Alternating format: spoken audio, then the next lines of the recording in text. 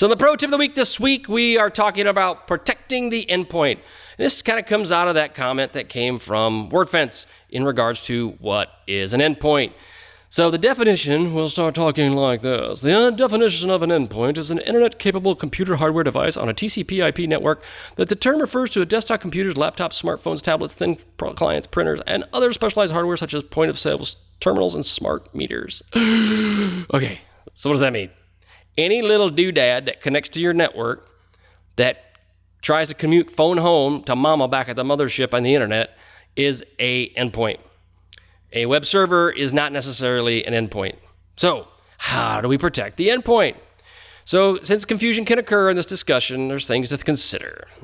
We talked about the laptop, workstation, or mobile devices, and the servers are not typically an endpoint. You can do a couple different things with this. Now, you can get crazy, like super geeky, and get down to actually looking at down to the kernel level. That's more or less right to the board and what things are going back and forth. Or you can take a more strategic approach and just kind of watch what's going on with the computer. So let's just go into a few things. The endpoint is vulnerable all the time, and is vulnerable because of multiple reasons. One, bad patching, things aren't in place there, you didn't update it, those kind of things. Denial of service attack.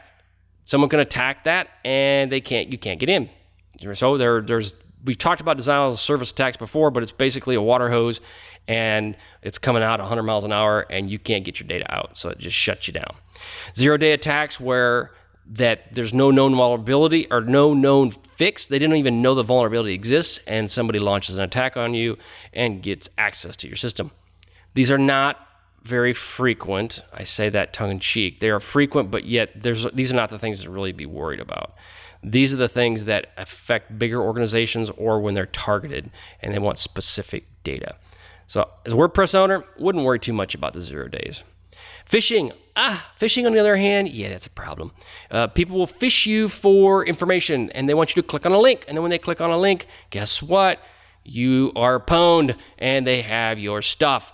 So what ends up happening is you want to avoid the phishing, nasty phishing thing as much as you possibly can, which comes down to education and understanding what does a bad fish look like or a good fish. It all comes down to what side of the fence you're on. So yes, they are vulnerable to attack. So what are the options available to you? You can do defense in depth. Inside your network is very organized. You have it set up, multi-tiers, where you've got your laptop is connected to a router, which is then potentially connected to something else, a firewall, which then is connected to something else. And you might be on a virtual network where it's kind of teed off of that thing. So the more complex the network, the more depth that you have in your network, that can create benefits. The downside of that, the more complex your network is, the more issues you can run into and the more challenges that ends up causing you. So complexity is kind of honestly the nemesis of security.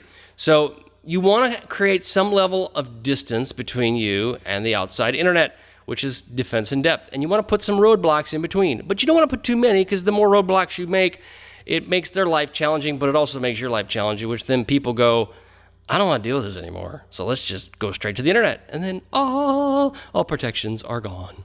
And then the bad guys love you. There's also security programs you can have installed from intrusion prevention and detection systems. You can have that set up. They could be software. They could be hardware. All kinds of Gucci things you can put on there to help look for the bad guys. There's devices between the endpoint and the internet. So you can, like we talked about before, firewalls, routers, and so forth.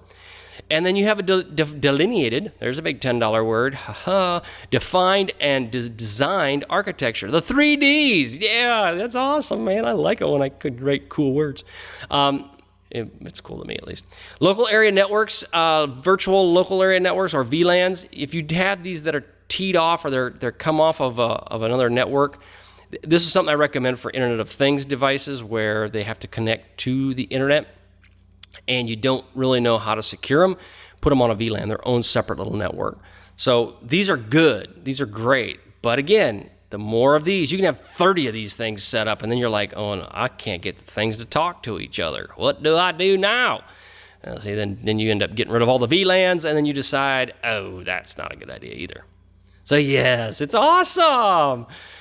The last thing is traps. You can put in honeypots or triggers to alert in the event that somebody is connecting to you.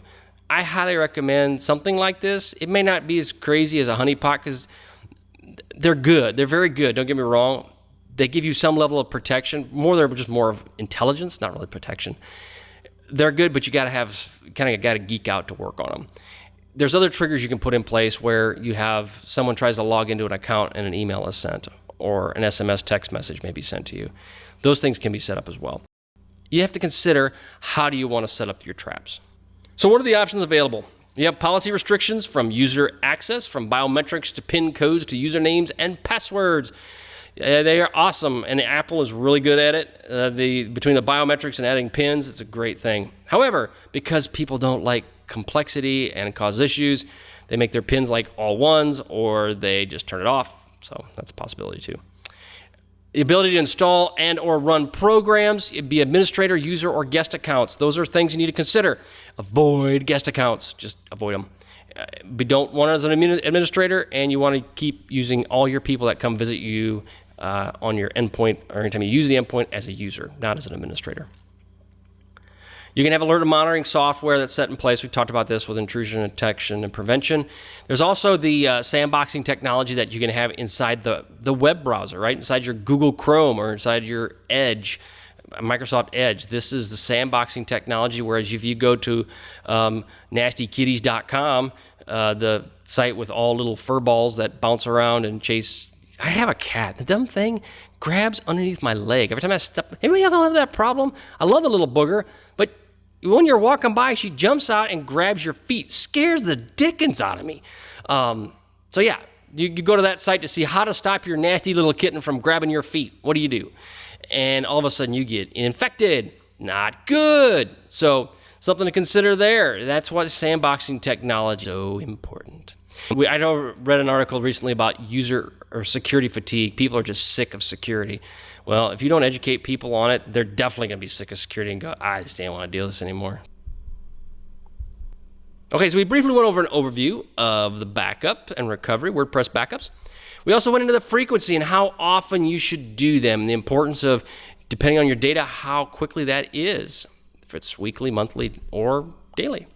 Storage locations, where you could store them, from Glacier to network-attached storage devices. Also went into dedicated backup and recovery solutions, or your hot site. What's the importance of that? Followed up by commercial backup solutions that you could purchase for a small nominal fee for your WordPress site. Talked about archive storage in regards to Glacier and the cheapness of it and how good it is, but how long it takes your data to get back. Followed up by backup options that you have for WordPress, from the server to the plugins to a developer-based solution. Then we moved on to plugin considerations, from free versus paid, and the scanning capability that they may have, along with any miscellaneous things that you may deal with regards to WordPress backups. Finally, the plugins and what one we recommended based on cost and the size of your organization and what you're trying to accomplish. And then finally, the pro tip of the week on protecting the endpoint. What is the endpoint and what you need to do with it to ensure that it is protected. All right. I hope you all enjoyed this podcast. I know I did. And if there's anything you have, any questions you may have, please feel free to contact me anytime. Also, remember, this podcast you can be using for CPE credits on your various professional education topics. All right. Hope you all have a wonderful day, and we'll catch you on the flip side. See ya.